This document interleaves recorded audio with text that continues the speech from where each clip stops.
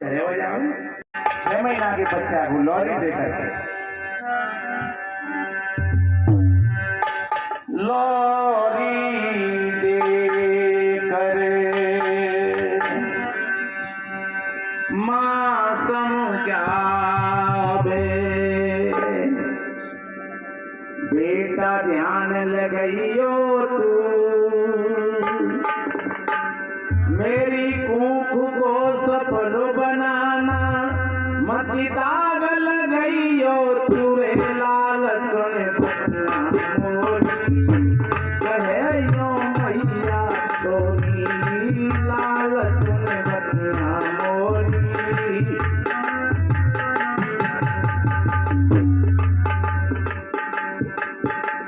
मेरी कुछा को दाग मत लगा मेरे दूध को लज्जावान मत कर दे। आपने सुना होगा कि एक बेटा ने तो अपनी माँ की नाक काट दी थी। मांझी के तख्ते पर चढ़ा हुआ था और जल्लादों ने पूछा बताओ क्या खाओगे क्या पियोगे कैसे मिलोगे। माने की मेरी बूढ़ी माँ से मिलवाएगी। और जब बूढ़ी माँ मिलने के लिए आई लोग सोच रहे थे कि ये माँ के पैर छुएगा माँ छाती से लगाएगी। लेकिन जैसे ही माँ पास में आई माँ के मस्तक को पकड़ करके और दांतों से नाक काट ली। लोगों ने कहा रे हरामी तुझे शर्म नहीं आई तूने अपनी बूढ़ी माँ को भी नहीं बख्शा। तब उसने कहा कि भाइयों थोड़ा सुनोगे। मैं पहली बार स्कूल में पढ़ने के लिए गया था तो मैं एक कर्म की चोरी करके लाया लेकिन इस माँ ने मेरे को रोका नहीं।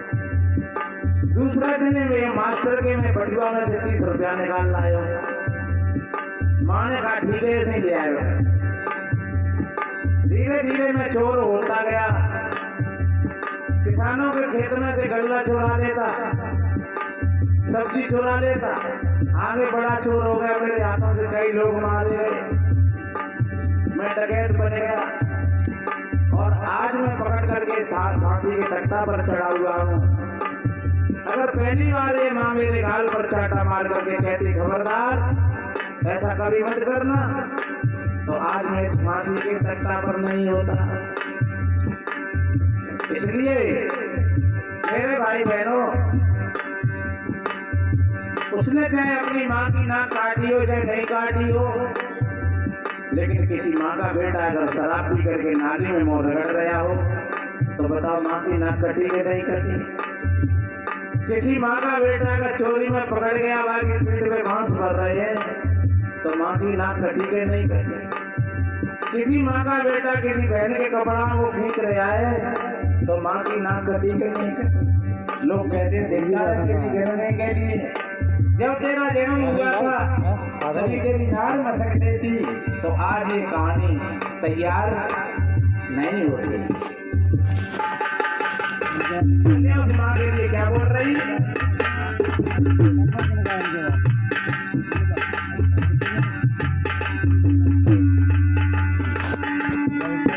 और तेरे पिता के अंत मात्र को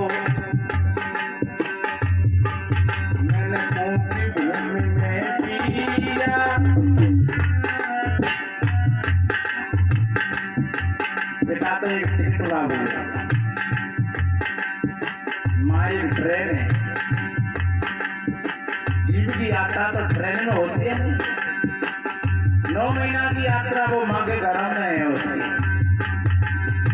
और फिर भी 5 साल तक 8 साल तक 15 साल तक 20 साल तक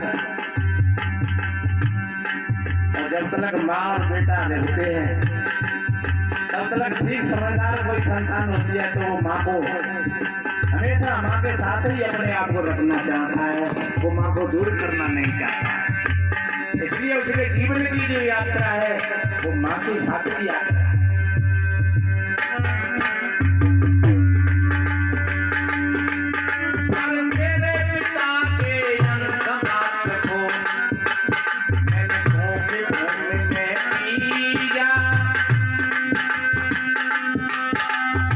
रक्त मांस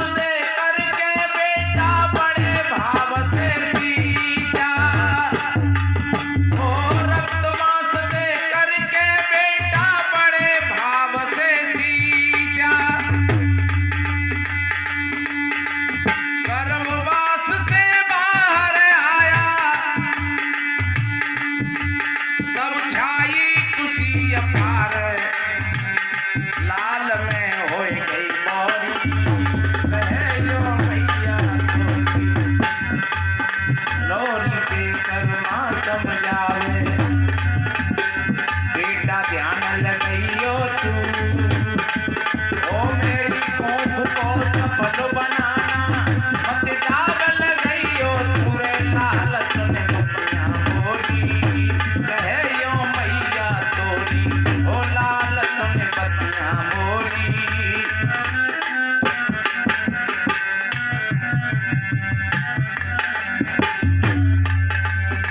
और माँ कहने लगी बेटा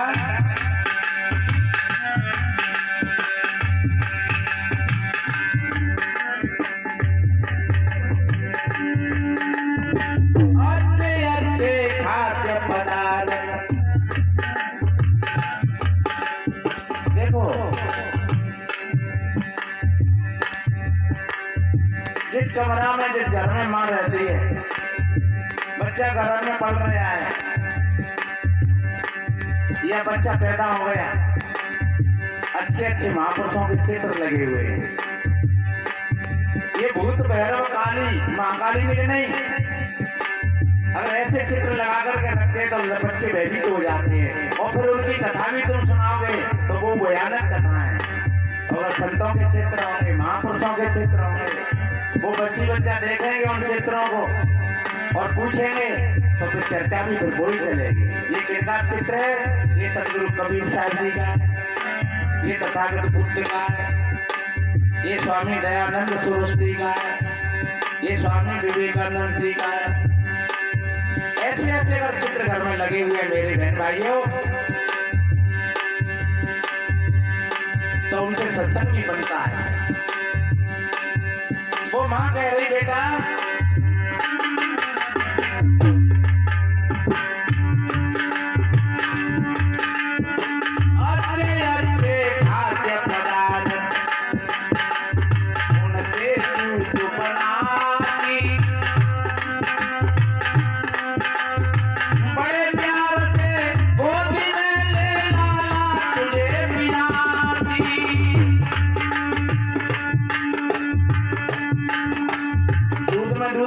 श्रेष्ठ है गाय को फिर भैंस को फिर माँ को। गाय और भैंस का दूध मिले मिले नहीं मिले कोई चिंता की बात नहीं, लेकिन अगर माँ का दूध नहीं मिला क्योंकि माँ के दूध में बहुत बड़ा स्नेह बहुत बड़ा प्रेम और बहुत बड़ी शक्ति होती है। जब कभी बात फंस जाती है दुश्मनों के बीच में तो कहते थे मैया ने दूध क्या हुआ तो आज वो ये नहीं कहते कि तेरे गाय को दूध पिए हो या भैंस को दूध पिए हो, क्योंकि माँ का दूध 100 वर्ष तक शरीर में काम। इसलिए दूधों में दूध अगर श्रेष्ठ है तो वो माँ का दूध है। जो माँ समझदार होती है वो बढ़िया शुद्ध भोजन पाती है और बढ़िया उसका शुद्ध दूध बना करके और वो अपनी बेटी बेटा को खिलाती है।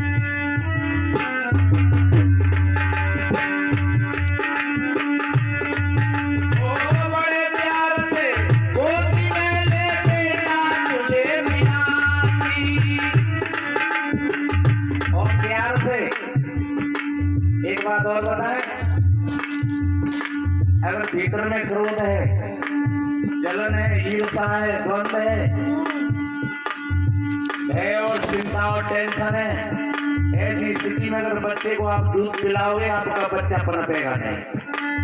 और उसी को आप रोकना कहते ही वो पल्लो और वाचक ना होती है, वो भूत प्रेत नहीं होता है, वो सिर्फ माँ का टेंशन होता है। जब माँ का चित्त खराब होता है उस खराब दूध को वो बच्चा पीता है तो वो बच्चा अवश्य करके बीमार होता है। कितनी माताएं कहती है महाराज ये तीसरे दिन बीमार हो जाता है। तो क्यों हो जाता है वो बीमार? क्योंकि तीसरे दिन रूठ जाते हैं, तीसरे दिन लड़ाई कर बैठते हैं, तीसरे दिन क्रोध में और भय में और चिंता में चली जाती है, टेंशन में चली जाती है, तो वो बच्चा जरूर तीसरे दिन बीमार होगा। और आप कहीं भी श्यामी और भैरव और भवानियों पर जाओ लेकिन वो ठीक नहीं होगा। जब तक तुम्हारा चित्त नहीं ठीक होगा तब तक बच्चा ठीक नहीं होगा, और जब तुम्हारा चित्त ठीक कर दिया किसी ने तो वो बच्चा भी ठीक हो जाएगा। वही दूध उसके लिए जहर था और वही दूध उसके लिए अमृत बन गया। जब अशुद्ध हो गया तो वो जहर बन गया, और जब शुद्ध था तो वो अमृत था। इसलिए मेरे बहन भाइयों बड़े ध्यान की बात है।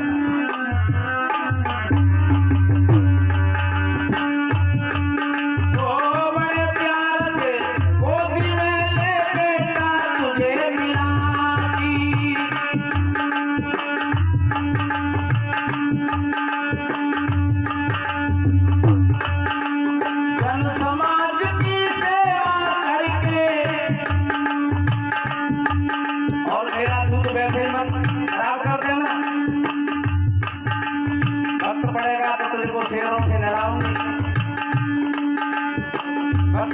तो तुझे साधुओं के संग में भेजूंगी, वक्त पड़ेगा तो तुझे को बॉर्डर पर भेजूंगी, और अगर भाग गया तो फिर मेरे दूध में दाग लग जाएगा। इसलिए माँ उसमें शक्ति बढ़ती रहती है। समाज की सेवा करके मेरे दूध को सार बनाइयो, अरे मेरे दूध को सार बनाइयो, करियो मत खोरी कहे यो भैया तोरी करुणा समझावे, बेटा ध्यान लगाइयो तू ओ मेरी कोख को सफल बनाना, मत दाग लगाइयो तू लाल सुने बतिया मोरी कहे यो मैया तोरी, ओ लाल सुने बतिया मोरी कहे यो।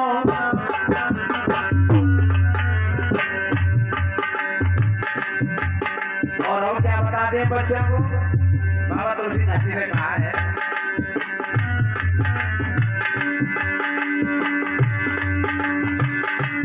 ओ माता पिता न कहीं बुलावई,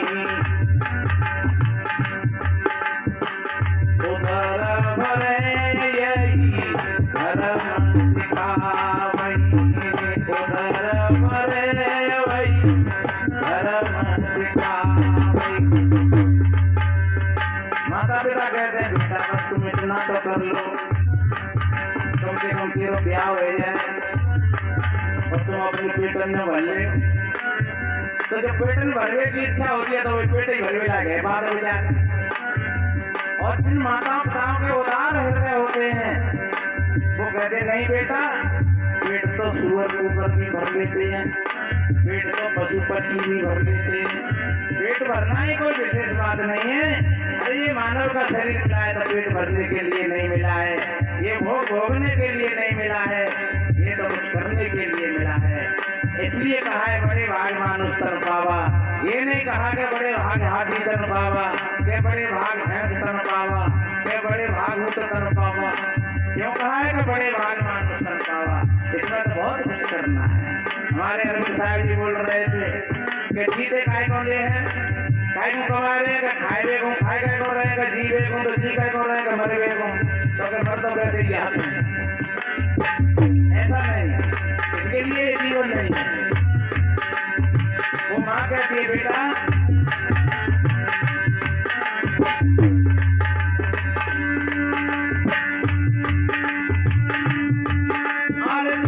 धर्म की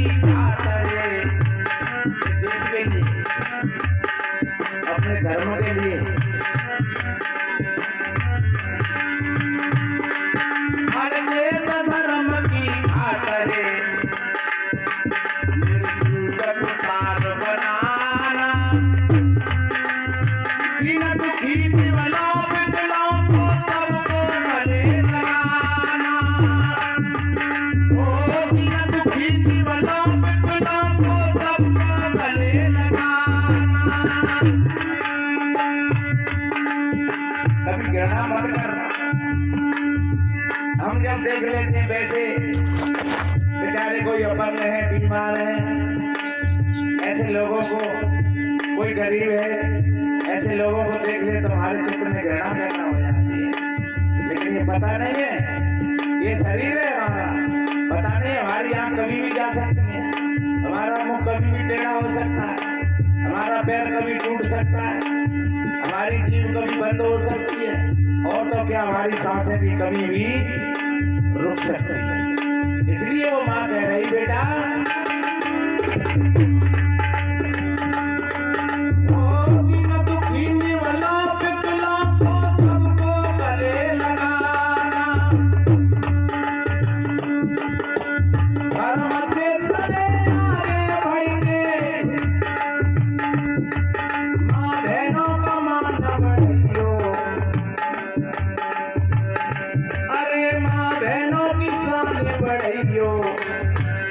प्रेम की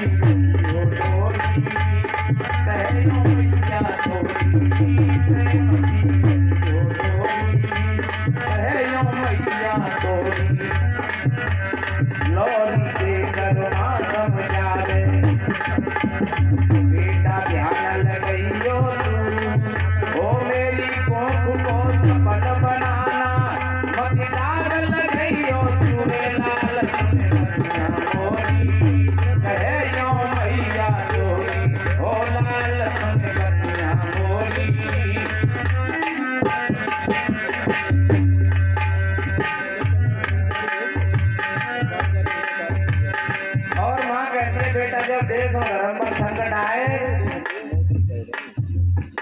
तो देख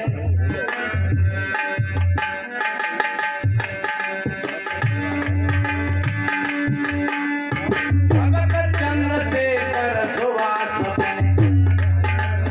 अपना देश बचाना।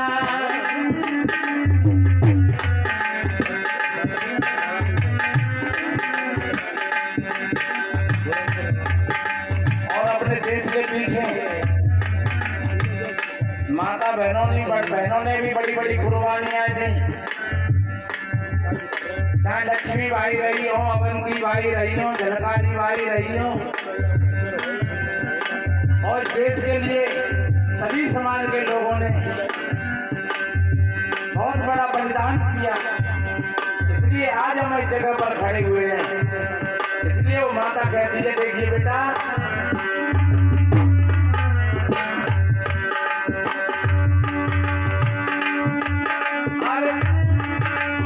भगत चंद्रशेखर सुभाष ने अपना देश बचाना।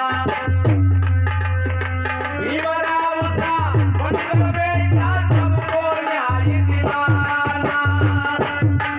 ओ भीमराव सा बनकर बेटा सबको न्याय दिलाना। मैंने पहले कहा था, बगीचा में एक ही गुलाब का पौधा सारे बगीचा को सुगंधी में बना देता है। एक ही सूर्य सारे संसार को प्रकाश दे रहा है। एक ही चंद्रमा सारे ब्रह्मांड को प्रकाश दे रहा है। और सज्जनों, जब एक सपूत बेटा हो, बेटी हो, और वो एक सपूत ही देश की अथवा समाज की, देश की और राष्ट्र की धारा को बदल देता है। सदगुरु कबीर एक थे, तथागत बुद्ध एक थे, गुरु नानक एक थे, बाबा भीमराव अम्बेडकर एक थे। तो आप ये मत समझना कि हम अकेले क्या कर सकते हैं। आज हजारों लोग उन महापुरुषों का जयकारा लगाते, और हमने ऐसा भी सुना है, जयंतियां मनाते चंदा कर करके, और फिर पैसा बचा करके उसी में से शराब पीते और मांस खाते और जयकारा लगाते हैं तथागत बुद्ध का, कहीं बाबा साहब का, कहीं कबीर साहब का। तो ध्यान रखो, इन जयकारों से काम नहीं चलेगा। उन महापुरुषों ने कितनी कटिबद्धता के साथ अपने देश और समाज को इस मोड़ पर ला करके रखा। आज से 100 वर्ष पहले क्या स्थिति थी, और सज्जनों, आज हम सभी स्वतंत्र हैं अपनी अपनी बात कहने के लिए, अपने अपने हक के लिए। तो वो माँ कहती है, बेटा, ओ भीमराव सा बनकर बेटा सबको न्याय दिलाना। संत कबीर ने उपदेशों से, और ध्यान देना सदगुरु कबीर साहब जी का, सदगुरु कबीर साहब जी का जो ज्ञान है वो समतावादी ज्ञान है, मानवतावादी ज्ञान है, भाईचारे का ज्ञान है।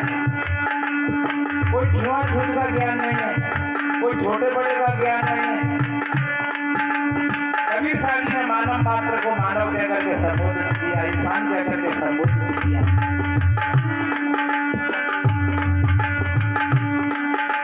संत कबीर ने उपदेशों से और समता भाव बनाइयो।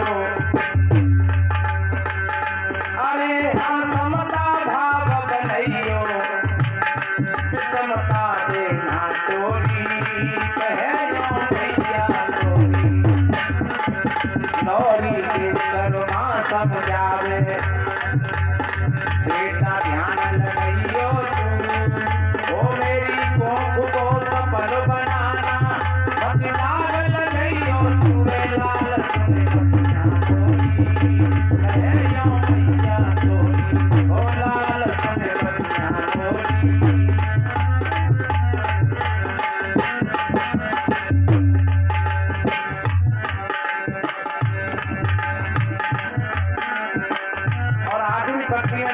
जोरदार बात कहती है, बेटा, हमारे देश में एक बहुत बड़ी बीमारी है छुआछूत की। पशु पक्षियों के बच्चों को व्यक्ति गोद में ले लेता है, खिला लेता है। कुत्ता को अपने कपड़ों पर बिठा लेगा, सुला लेगा।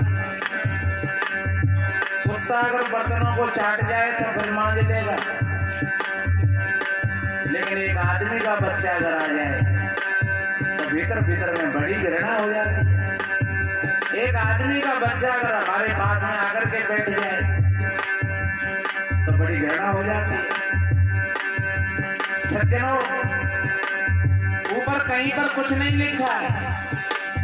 एक सज्जन कह रहे, उन्होंने कहा अपना नाम बता करके पीछे शर्मा लगाया और हमसे कहा कि आप कौन सी जाति के हो वैसे? मैंने कहा वैसे जाति बताना कोई बुरी बात नहीं है, पर हम आपसे एक बात पूछें, आपके शरीर में शर्मा कहाँ लिखा है?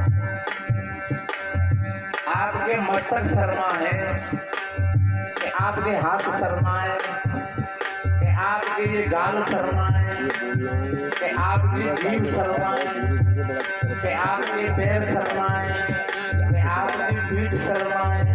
हमें ये थोड़ा सा परिचय दे दो। आपने जो शर्मा कहा है उसी शर्मा कहाँ लिखा हुआ है? अगर आप कहते हो कि हमारा मस्तक शर्मा है तो फिर हम भी शर्मा हो गए क्योंकि मस्तक हमारे पास में है। अगर आप कहते हो कि हमारे हाथ शर्मा है तो अपने हाथ हमारे पास में भी। अगर आप कहते हो हमारा पेट शर्मा है तो पेट हमारे पास में। अगर आप कहते हो हमारी पीठ शर्मा है तो पीठ हमारे पास में भी। अगर आप कहते हो पैर शर्मा है तो पैर हमारे पास में। तो हमें ये बताइए कि फिर शर्मा क्या है? अब वो बोले हाँ महात्मा बात तो आप ठीक कह रहे हो, ठीक है कोई बात नहीं है, तो मैं नहीं पूछ रहा हूँ। मैंने कहा आप तो फिर नहीं पूछ रहे हो, पर मैं तो पूछ रहा हूँ आपसे। कहीं वीडियो सुना होगा हमारा उन्होंने, तो ये चर्चा बढ़ी। तो मेरे बहन भाइयों, वो माँ कह रही बेटा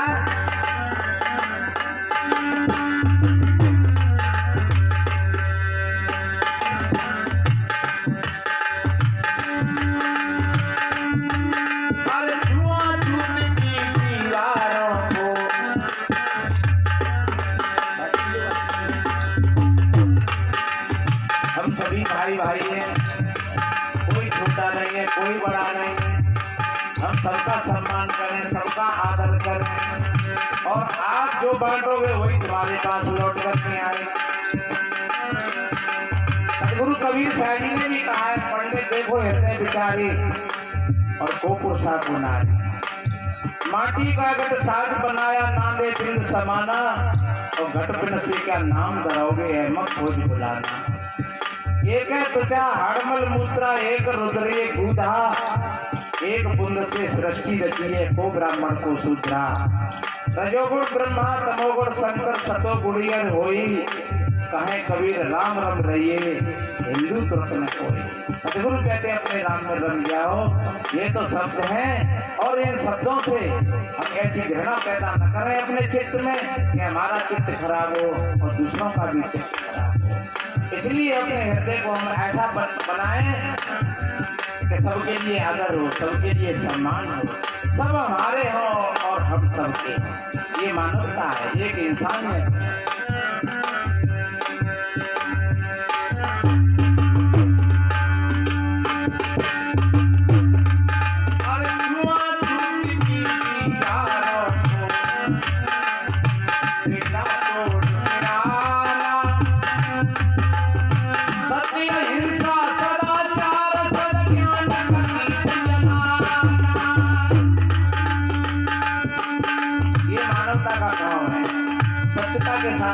जीवन जिए,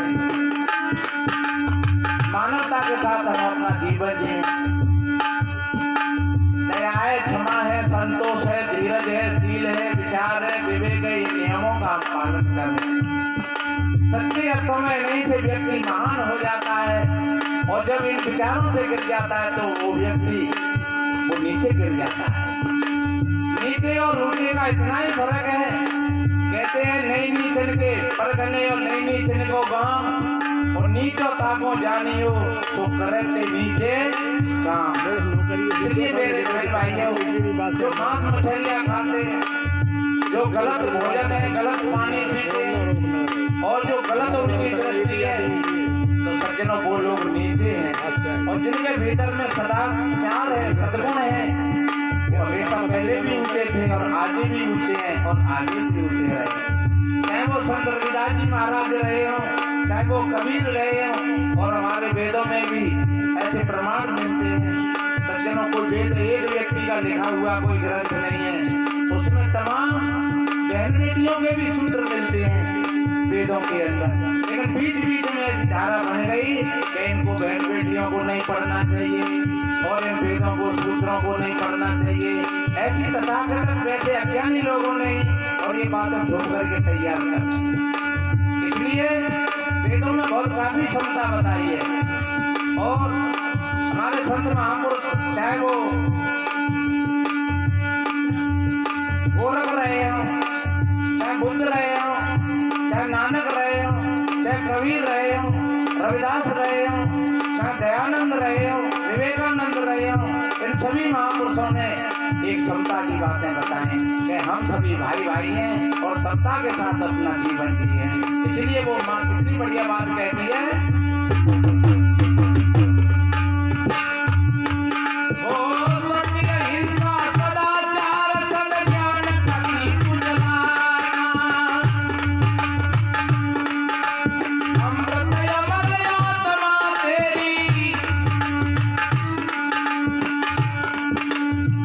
नाम की कोई चीज नहीं है। लोग कहते हैं हजारों वर्ष पहले अमृत देवताओं के पास में, लेकिन देवताओं के पास में अमृत होता तो आज कहीं भी होते देवता। लोग कहते हैं कि स्वर्ग में देवता रहते हैं, आज लोग जहाजों से घूम रहे हैं। अगर स्वर्ग में कहीं देवता होते तो मार मार में टक्कर सबन नीचे उतार लेते। मुझे कहते हैं कि तुम बहुत दिनों से मौज मार रहे हो, अब तुम नीचे जाओ और हम ऊपर रहेंगे। लेकिन ऐसा कहीं नहीं है, ये ऊपर आकाश है, पोल है, ऊपर कहीं कोई देवता नहीं है। अगर देवता है तो आप लोगों में है, अगर दैत्य है तो आप लोगों में है, अगर इंसान है तो आप लोगों में है, और शैतान है तो आप लोगों में। इसलिए अमृत नहीं था तो अमृत फिर अमृत क्यों कहा है? क्योंकि जो मरता नहीं है उसको अमृत कहते हैं। सदगुरु कबीर साहब जी ने कहा है, अमृत बस जाने नहीं मगन भया सब लोए, कहे कबीर का मोने जीवे मरण न होए। जो मरता नहीं है मेरे बहन भाई, उसको अमृत कहते हैं।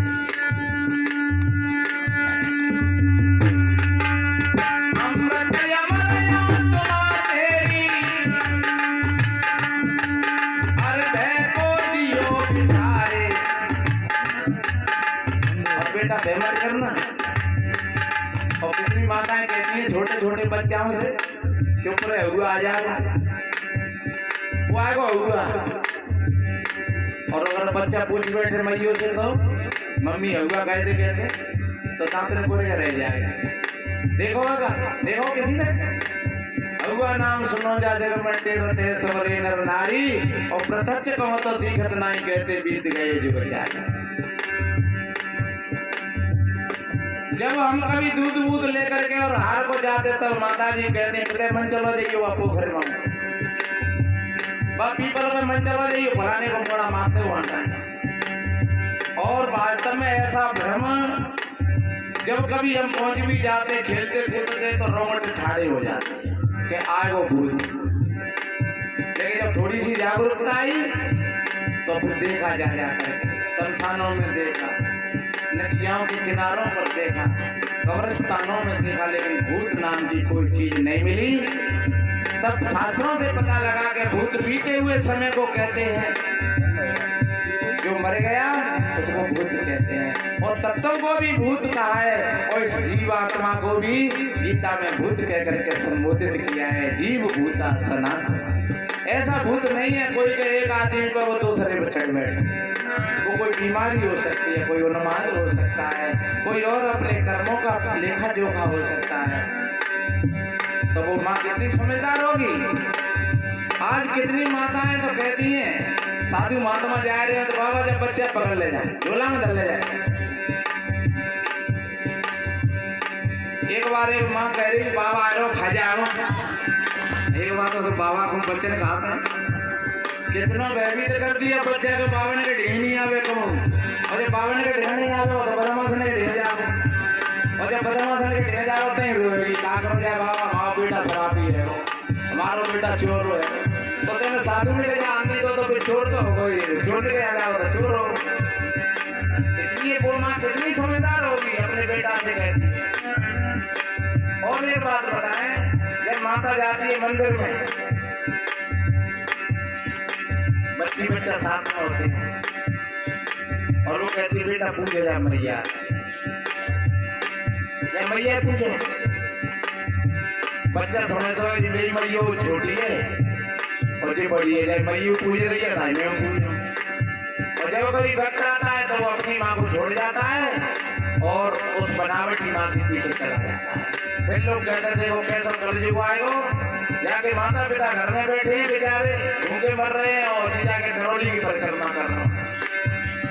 इसलिए मेरे बहन भाइयों ये सारी गलती कहाँ से रही, ये माँ से रही। इसलिए संत जगाते हैं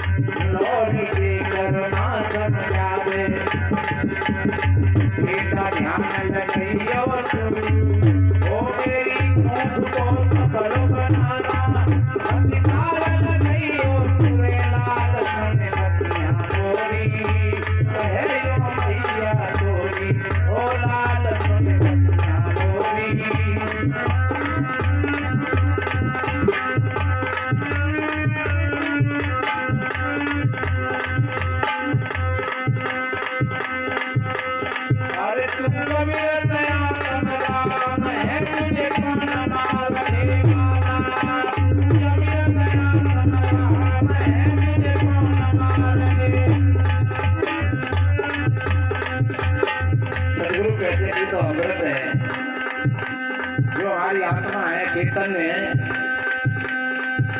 वो अमृत स्वरूप है, क्योंकि तीनों अवस्थाओं का हमको ज्ञान रहता है। बचपन में हमने क्या किया था, जवानी में हमने क्या किया था और वृद्ध अवस्था में क्या किया था। और एक बात बताएं, बचपन था तो शरीर का था, जवानी थी तो शरीर की थी और वृद्ध अवस्था आई तो वो शरीर की थी। वो चेतन आत्मा न तो बच्चा था, न जवान था, न वो वृद्ध था और न वो बूढ़ा था, न वो बालक था। इसलिए मेरे भाई बहनों वो माँ कह रही है बेटा अरे तू अमृत आत्मा, अरे तू अमृत आत्मा है मुझे तुम्हारा घेराना, अमृत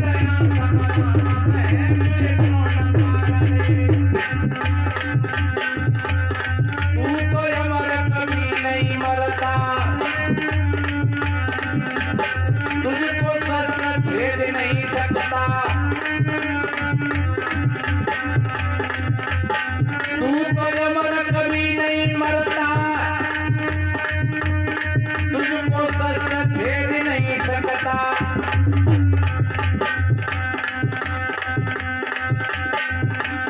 कितना बढ़िया और अमरता का प्रमाण हमारे साथ में। काफी लोग महात्मा लोग जो कोई ख्यालवाद भौतिकवादी वो लोग कहते हैं कि कुछ नहीं है, कोई चेतना चेतना नहीं है, कोई जीव नहीं है, कोई आत्मा नहीं है, लेकिन इसका स्वतः प्रमाण है। सज्जनों, और वास्तव में जो सबको प्रमाणित करता है उसके लिए इस प्रमाण की भी कोई आवश्यकता नहीं, क्योंकि जब सारी चीजों का जो ज्ञाता है सारी चीजों का जो भोक्ता है, गीता में ऐसा कहा है, उपद्रष्टानुमंता क्या भरता भोक्ता महेश्वरा। वो जिस जगह पर जैसा जैसा काम होता है वो उसी भाव से इंद्रियों के साथ में और वो व्यवहार करता है, तब फिर उसका वही नाम दे दिया जाता है। चलो एक साधारण रूप से हम बताएं, एक आदमी कोई शराब पी करके आ जाए तो क्या कहने बात है, शराबी तो कहने। एक आदमी कहीं जुआ खेल लो तो क्या कहने बात है, जुआरी तो कहने। आप लोग जहाँ जितने बैठे हैं क्या कहेंगे, आप सत्संगी हैं। ऐसे ही सज्जनों, जिस वृत्ति के साथ में हमारा भाव होता है उसी के नाम से और लोग फिर हमको जानते हैं। काम के साथ में तो फिर कामी कहलाए, क्रोध के साथ में तो क्रोधी कहलाए, लोभ और मोह के साथ में तो लोभी और मोही कहलाए। और लेकिन जब एक खड़े ऐसा आ जाए कि किसी का साथ नहीं हो तो फिर क्या कहेंगे उसे हम, न कोई काम है, न कोई क्रोध है, न कोई लोभ है, न कोई मोह है, न कोई मद है, न कोई अहंकार है, न कोई आशा है, न कोई तृष्णा है, तो फिर क्या कहेंगे हम उससे, फिर कोई चेतन है, ज्ञान स्वरूप है, संग नहीं है। अब कोई भी चीज उसके साथ में नहीं है। इसलिए सज्जनों, जब संगात्मक दोष होता है तब हम उसी संग के आधार से उसको हम पुकारते हैं। तो सदगुरु कहते हैं, जैसे अब मैं बोल रहा हूँ तो आप लोग कह सकते हैं, वक्ता कह सकते हैं, गायक कह सकते हैं, क्योंकि अब मैं बोल रहा हूँ, भजन गा रहा हूँ, इसलिए वक्ता कह सकते हैं, गायक कह सकते हैं। और लेकिन जब हम मौन में चुप हो जाए तो भैया कोई महात्मा बिल्कुल मौन में बैठे हुए हैं। मौन भी एक वृत्ति है। और सज्जनों, जो भीतर में इसका अनुभव थोड़ा करते हैं तो ये अनुभूतियाँ होती हैं कि सारे साथ के सारे जब दोस्त गिर जाते हैं या मैपन का भाव नहीं रहता है तो फिर वो अमृत है, वो अमर है। इसलिए कवि ने कहा है,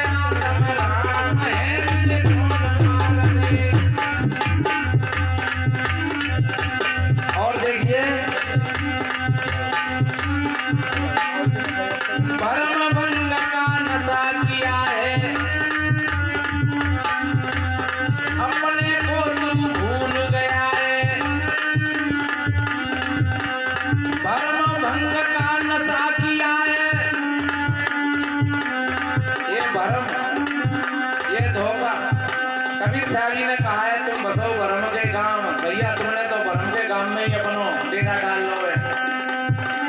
ये ऐसा भरम विवृचरम भारी वेद के देव तीनों दो जब को पुरुषा को नारी। आगे हमारे संत महापुरुष बताएंगे, समझाएंगे।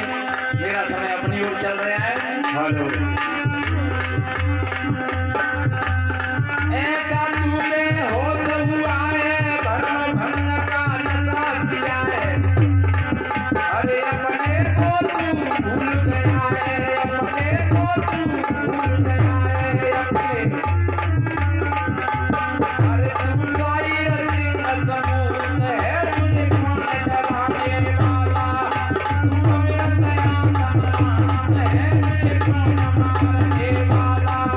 तू मेरा दया तमाम है, तुझे कौन मारने। अरे तू मेरा दया तमाम। इसलिए मेरे बहन भाइयों, मैंने एक माँ बेटे के संवाद के रूप में ये निवेदन किया कि प्रत्येक माता पिता अगर ऐसे जीते जागृत हों तो अपनी संतान को वीर बना सकते हैं।